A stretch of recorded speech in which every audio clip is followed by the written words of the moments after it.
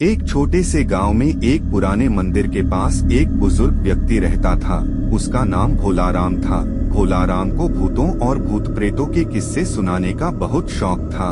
एक दिन भोलाराम को अपने पुराने दोस्त ने एक भूतिया किताब दी।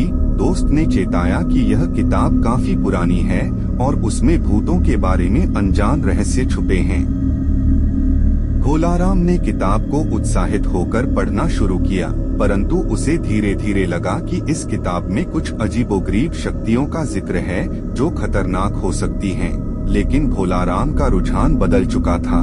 उसका जिज्ञासा सिर पर सवार था। कुछ दिनों बाद गांव में अनोखी घटनाएं शुरू हो गईं। लोग कहने लगे कि रात को अजीब से आवाजें आती हैं और किसी की सांसों की आहट सुनाई देती है। भोलाराम को यह सब सुनकर भी उसने अपनी किताब के प्रभाव में नहीं विश्वास किया। एक रात भोलाराम अकेले घर में सो रहा था। अचानक उसने भारी सी आवाज सुनी और फिर उसके कानों में एक अजीब सी आहट सुनाई दी। उसने उठकर देखा तो अपने ही सामने वह भूतिया किताब खोली हुई देखी। उसके हाथ कांपने लगे, लेकिन वह दबे पांव वह किताब पढ़ने लगा।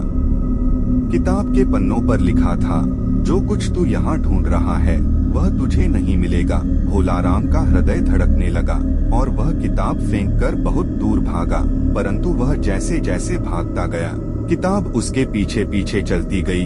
आखिरकार उसने एक गहरी खाई में गिर गया।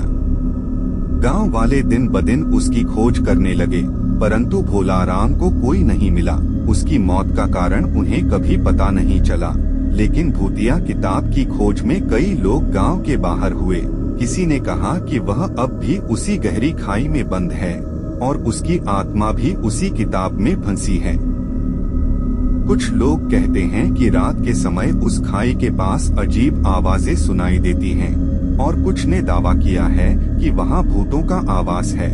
लोगों का कहना है कि अगर रात को उस स्थान के पास गुजरते हो तो कुछ अनजान साये उन्हें घेर लेते हैं और उनके साथ साथ अजीब सी गतिविधियां भी होती हैं। भोलाराम की मौत के बाद से गांव के लोग उस खाई के पास से दूरी बनाने की कोशिश कर रहे हैं, लेकिन वहां कुछ अज्ञात शक्तियों का सामना करने के बाद भी उन्हें यह काम मुश्किल हो रहा है। गांव में डर और भय का माहौल छाया हुआ है और लोग रात को बाहर निकलने से डर रहे हैं। भूतिया किताब के अज्ञात शक्तियों ने उनके जीवन को एक अजीब सा रूप दे दिया है।